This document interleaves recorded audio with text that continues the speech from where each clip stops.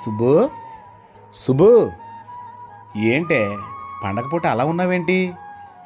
ఏమో మామ, ఈవేళ ఆరోగ్యం బొత్తిగా బాలేదు. ఏమైందే? ఏం చెప్పమంటావులే మామ, ఇల్లు మారింది, యజమాని మారాడు, మన కష్టాలు మాత్రం మారలేదు మామ. ఇక్కడ అంతా బాగానే ఉంది కదా సుబ్బు. బాగానే ఉందా? ఈ మనుషులకు మనం ఏం తింటామో తెలియదా? కాస్త గడ్డి, కసిన్ని గింజలు, మహా అయితే కొన్ని దుంపలు, అంతే కదా మామ. ఎంత అందంగా బొద్దుగా ఉంటే మాత్రం బిర్యానీలు బ్రెడ్ ముక్కలు పెట్టి మనల్ని చంపుతున్నారు కదా మామ. అవునే సుబ్బు, నువ్వంటే గుర్తొచ్చింది. మన యజమాని కొడుకంట.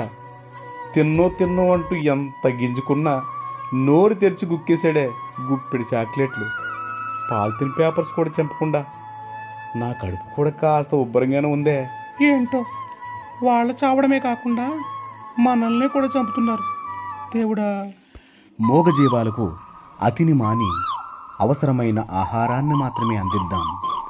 మనతో పాటు వారసత్వంగా బ్రతికే హక్కును ఈ భూమి మీద వాటికి కల్పిద్దాం.